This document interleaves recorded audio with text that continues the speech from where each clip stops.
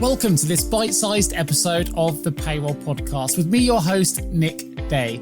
These are short snippets from my main podcast show, which is the go-to source for all things related to payroll. Featuring experts from the world of payroll, these bite-sized episodes are going to share key insights, nuggets of information, tips, and best practices to help you navigate the complex world of payroll. And remember, if you ever need support recruiting talent for your payroll team, please do get in touch with either myself or my team at jgarecruitment.com. For now, sit back, tune in, and let's talk payroll.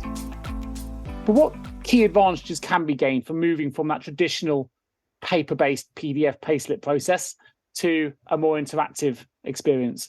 First of all, it's more awareness. So that example I gave of mobile banking earlier on, the reasons why people's overdrafts went down is because they were checking their balances more regularly. They didn't have to go to a cash machine, pick up the phone or visit a branch. So we removed those barriers to getting people to check. And the more often people check, the more likely they are to spot errors and things like that. So fundamentally, it allows them to do that. It gets people to understand their pay. And this is obviously something our research really highlighted, that even for those people who check regularly, people don't really understand their pay. And so if they don't understand what gross means, if they don't understand why there's a benefit in kind taxation, if they don't understand what national insurance means, where else are they going to understand this stuff? Where else is somebody going to get that information? Because if you go and Google a definition for national insurance and things like that, you get so many different answers at the moment.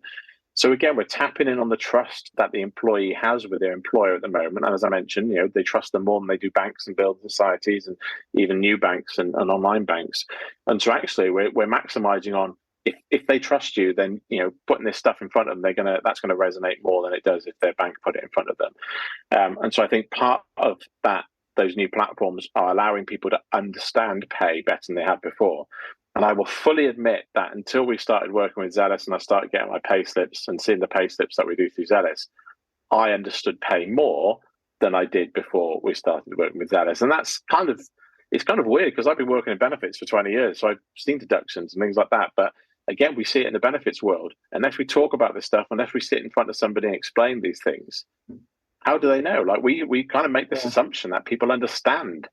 Like if I said to anyone listening to this podcast now, what does national insurance mean and what does it pay for? Specifically, what does it pay for? Most people might know as adults, but where did we get that information from? Can anyone ever remember who told you that or where you gathered that from?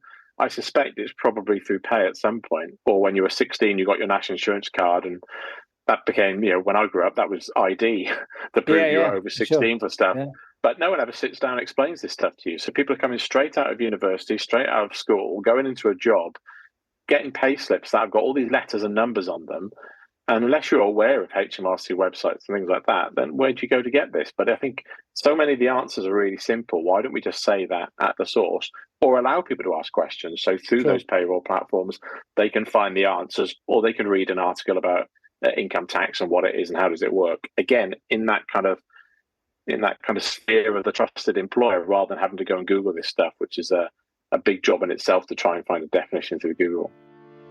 I hope you enjoyed today's bite-sized edition of the Payroll Podcast. Remember to subscribe to the show, share it with your payroll colleagues and friends, and why not also check out some of our previous episodes for more golden nuggets of payroll information that you never know, they may just help you along in your own payroll journey. But for now, I'm Nick Day, and you've been listening to the Payroll Podcast Bite-Sized.